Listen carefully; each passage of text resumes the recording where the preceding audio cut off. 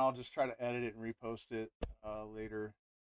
But what I've been saying is that there are some remarkable similarities between a lot of occult traditions, and now I've discovered between the Hopi and the mystery school and the Western occult tradition. When I heard about the blue star Kachina, I instantly knew, for example, that it was Sirius B, that is the blue star. And the reason is that the blue star in a Masonic lodge is Sirius B. And I had a really, really remarkable experience once with ayahuasca where, without telling the entire story, basically, I was told that there are beings that sort of exist in a gaseous state. They're not even solid because it's a gas giant. It's not not it's gas. That's the atmosphere there. And so the Pachamama was telling me that the beings there exist as sort of gaseous invertebrates, thought forms basically, and they transmit this occult doctrine around the world, or around the universe, and not even solely transmitting and communicating to human intelligence, but also to the mineral kingdom and to the plant kingdom, which, by the way, strikes me as like really similar to Terence McKenna's ideas of about these DMT entities that we communicate with from time to time that seem to represent like the insect hive mind, or different sort of archetypes in nature, not like Jungian archetypes, but the archetype of like the vegetal mind or the insect mind or the mineral mind, sort of the sum total of all of the parts uh, personified, and then you're able to communicate with these. So that's what this kind of reminded me of. But the most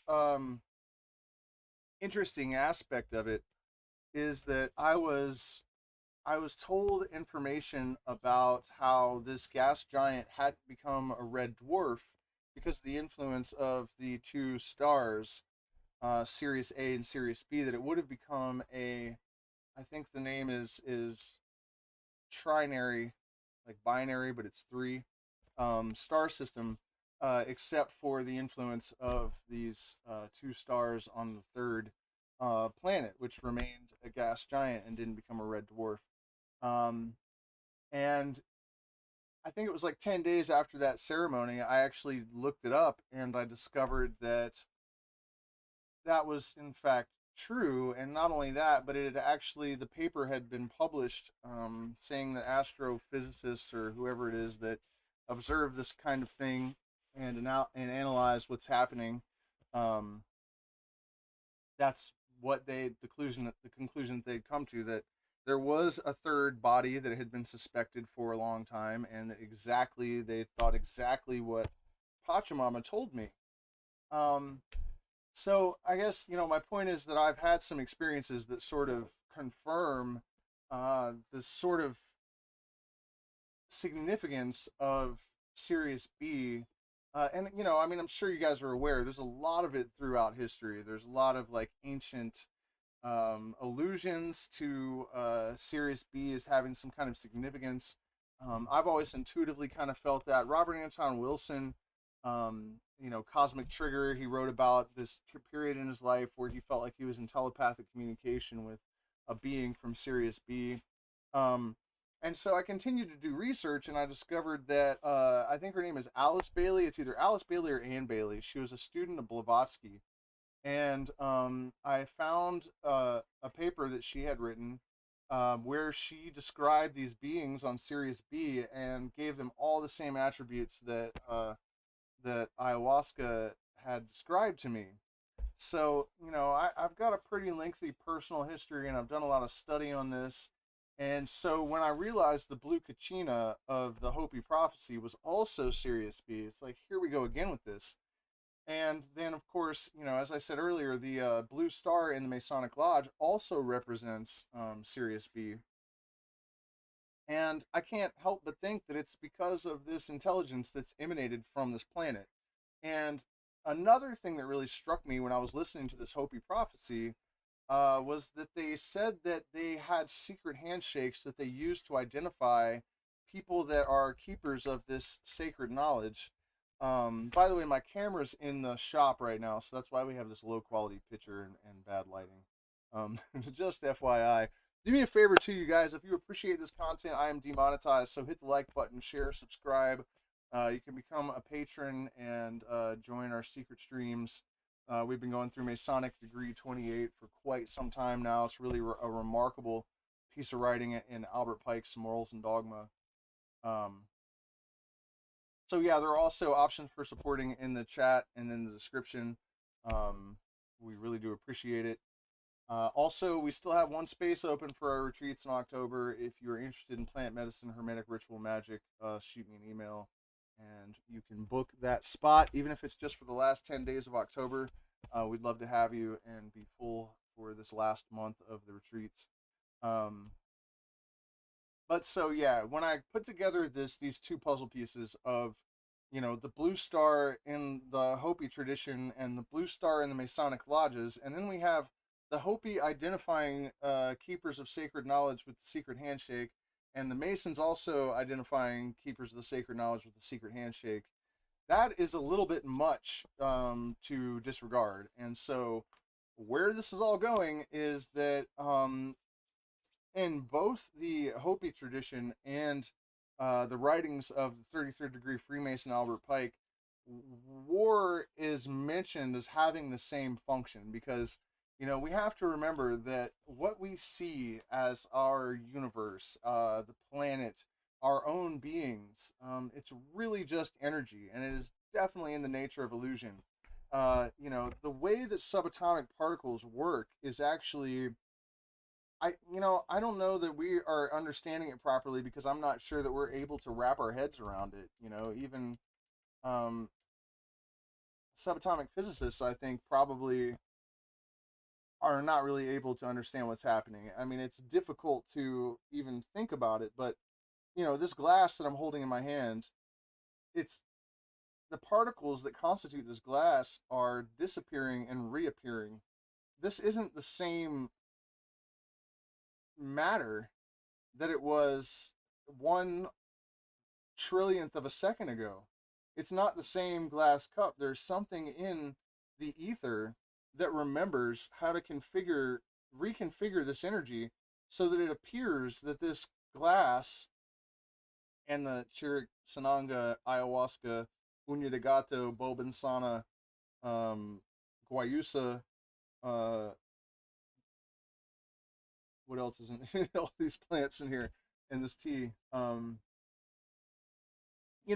so that all of those things are constantly just like recreating, disappearing, and sort of reconfiguring themselves, and somehow there's a memory of what it's supposed to be.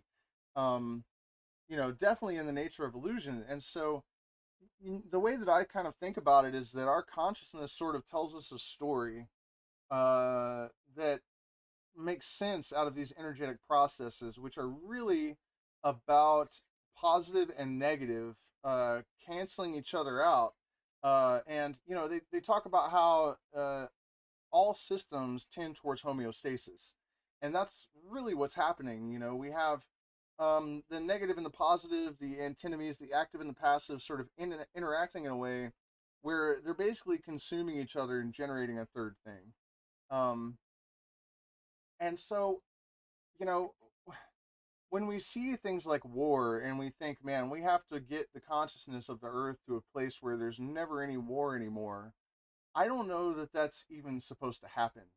That it's possible for that to happen, because, all of the energies in the universe exist in completely opposite and equal parts. And it's necessary that that is true in order to sustain creation. That's just how it works. That's just how the laws are. And, if you really pay attention and analyze the things that a lot of spiritual people will say, which I think is a commitment that we're all making, if we commit to being like spiritual people and free thinking people, um, we that's what our process should be. It's not a matter of faith. It's not a matter of believing things blindly. It's not a matter of conforming to a narrative that we think defines spiritual people. Uh, it's about really actually developing a skill set that allows us to develop, and part of that is having the courage to confront things as they are and not as we would wish to find them to be, right? And so, uh, one of the things that came up in this Masonic book that I've been analyzing in my secret streams for a couple of months now, he mentions that wars are happen when the energy of the culture becomes stagnant, and it clears this agitation. When you do an extraction, for example, from Mimosa hostilis, right? If you're trying to extract DMT, there's a process of agitation, of dissolution and separation that requires heat and violence, even in order to, that's the chaos. And then after that, when the dust settles, the crystals of DMT can form. And so, that's kind of a rough analogy, but it's what's happening on the planet, I think. And so, we have all of these prophecies, and we have all of these sort of expectant people that are saying, after a certain point, the we move into a 5D reality, or there's a new earth, whether you're talking about the Christian eschatology, or uh, the Hopi, or any number of different traditions, I guess. There's this idea that we'll move into this enlightened period at some point, another golden age like early Greece, and I think that may be true, but I think that an objective analysis of the laws of nature and causality kind of dictate to us that something like World War III would be a necessary catalyst or cleansing or purification before a new order could really emerge.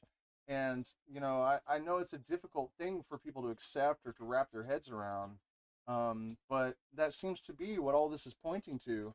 And just as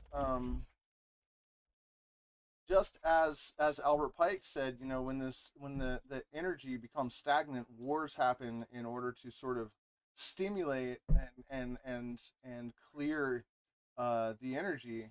The Hopi continuously refer to this third shaking of the earth as a purification, which is very much the same idea as cleansing the stagnant atmosphere with a chaotic and violent process. Um, and I just don't think that it's possible any other way. You know, um,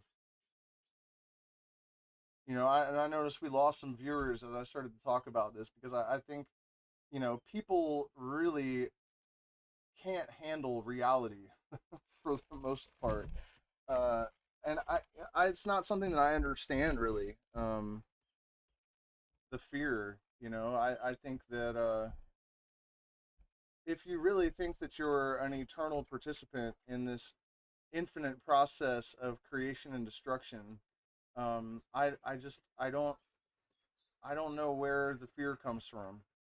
What purpose does it serve? I think that if you really want to be prepared and qualified and forearmed, to uh, confront the universe and survive its challenges, objective, fearless analysis of the conditions and adaptation, regardless of what you're presented with, uh, is that is the way to make fear irrelevant, not to just try to block things out and ignore them when they're not in accordance with your expectations. Um, so yeah, I and the Hopi prophecy thing. Some people do uh,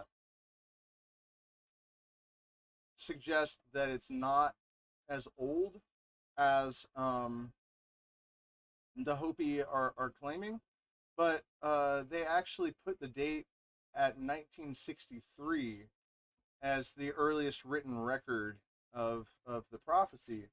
And I would point out that even if that's true, it precedes the moon landing. And there are things mentioned like, there will be men and women who think they're smarter than the creator and that they were born the wrong sex. And so it actually mentions a proliferation of transgendered people as one of the signals that we're moving into this time of chaos and destruction, the Great Purification, the third great shaking of the earth. And it's also mentioned in the introduction to the Book of the Law, Aleister Crowley's Book of the Law, where he says that before the new aeon really commences, the earth will be soaked in blood, and that one of the ways that we will be able to tell that it's upon us is that people will become more bisexual and epicene. And epicene is of indeterminate sex. So one of the big criticisms throughout history from the materialists is that prophecy has always been very vague, and that it's sort of obtuse, like Nostradamus. He just sort of painted these really broad strokes that could mean a whole lot of different things. Edgar Casey tended to do that, and it does kind of indicate that it's like a cheap trick. That way there's a pretty broad spectrum of things that could happen that would apparently fulfill the prophecies.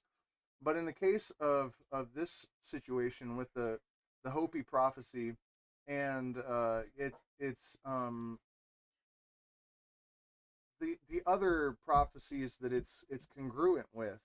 And I'm using the word prophecy pretty loosely because I think that you could call these things predictions. And the lead singer from Tool, Maynard James Keenan, when they put out their last album, Fear Inoculum, it was pretty obviously, the title track was pretty obviously about an epidemic, a pandemic.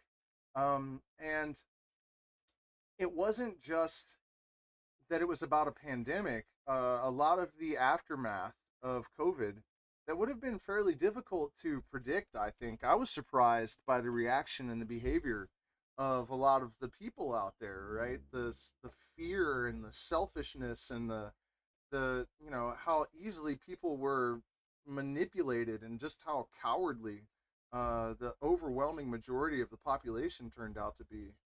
Um, all of that really, really shocked me. So it's hard to imagine that Maynard just kind of reasoned his way into those conclusions writing that song. It really does sound like it's described, like it was written after COVID, and like, written after observing the aftermath of COVID.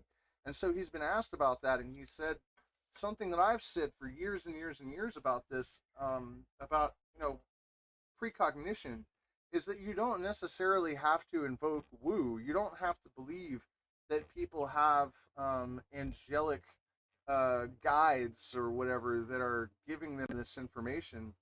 He suggested that, once you have expanded your consciousness to a certain degree, you have activated those dormant parts of the brain that are get that regulate, I guess, or where our cognitive capacities that aren't generally engaged reside.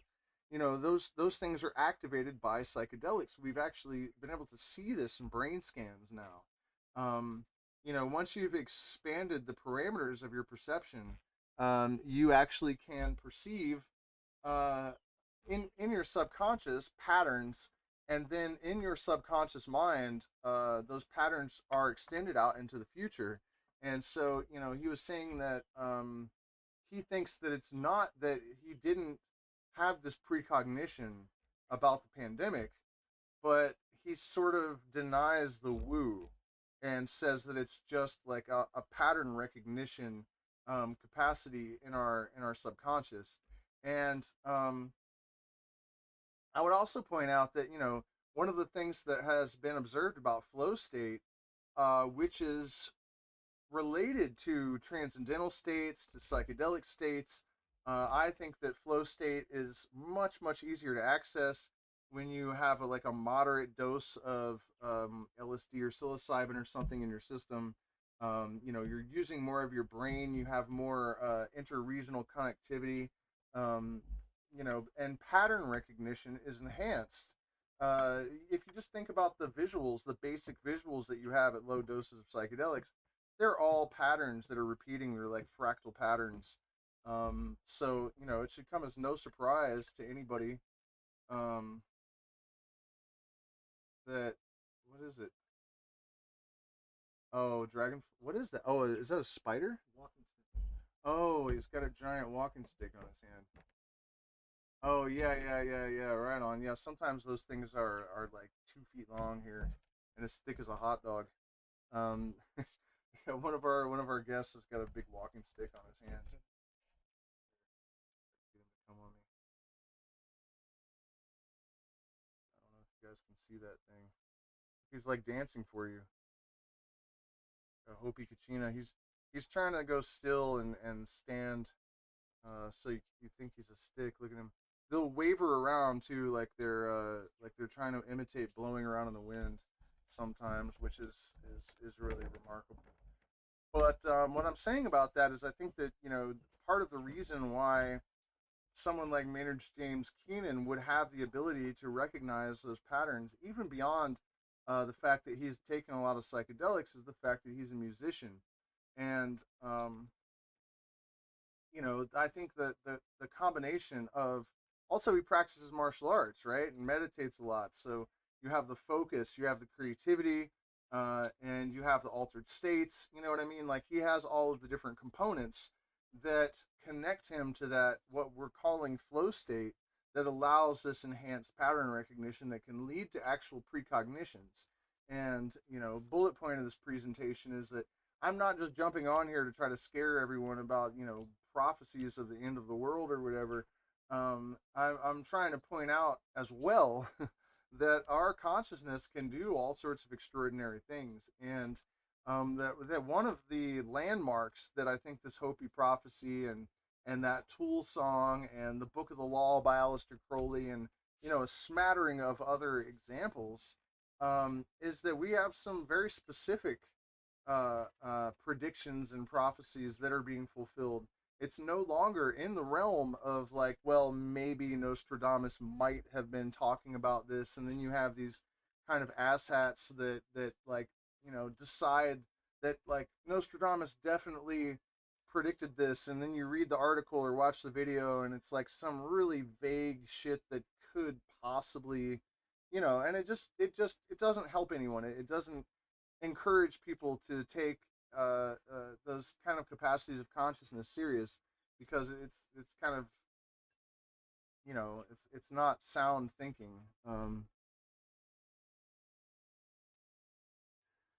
So yeah, you guys. I mean, I think I kind of have to go because we're going to go to ceremony, but I just I put these new puzzle pieces together, and I realized that as we get closer and closer to whatever's coming, it's like these indicators, sort of like stars aligning. Um, there are just more and more and more confirmations that we the key to transcendence on a global scale is the elevation of individual consciousness. And we have the tools for that, we have the knowledge for that, we have access to the information that we need. All that is left for us to do is to take responsibility, and engage in the processes to sit with our plant medicine, to take up hobbies and disciplines that connect us with flow state, and to really develop the fearlessness to be prepared to confront something like World War III. Because unfortunately, it doesn't care whether you think you can manifest a peaceful planet just by sitting around and muttering mantras or whatever. I think that the people that that think that are going to be sorely disappointed, and probably very, very quickly. This seems to be escalating and escalating and escalating, and when we start to have major congruencies, in secret Masonic writings and Hopi prophecies and occultists and there's just so many things that have aligned, and with really a lot of specificity, that I don't think there's much space for denial at this point. I think we all need to prepare for some massive transitions, and it's it's a positive thing ultimately. If you think that we are eternal beings, that our consciousness persists, then I would say you don't really have any reason for fear. What are you worried about? Um, so you get blown up, you'll just be back in another form. Who cares? So I think that's really important to try to really connect with courage and fearlessness, and to really take all of this as nothing else as motivation to really up your game, to connect with to expand consciousness at the greatest rate possible, but while also developing discipline and willpower and actual skill sets, of making um, investitures of these experiences of transcendental states, and really committing to your creative processes, and uh, particularly if you work a job you hate, or you feel trapped in your life, if there's stagnation, do everything in your power to break free from it. Do everything you can to learn to transcend fear. I've made some good videos. If all of this looming potential for uh, danger and destruction is making you fearful, learn how to manage that and to transmute that energy into positivity, because that's really fundamentally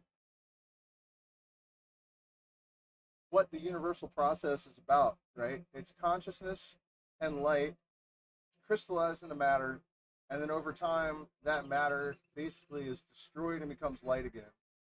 So it's all just an alchemical process, and so the same thing happens internally that happens externally, and that's the transmutation of the lead of everyday experience and the mundane and even the negative into the light of higher consciousness, and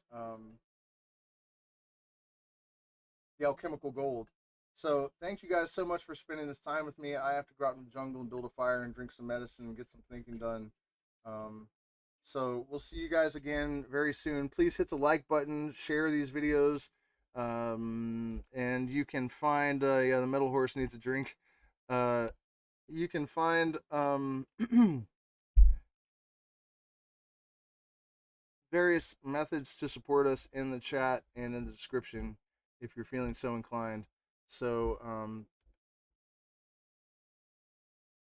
good night.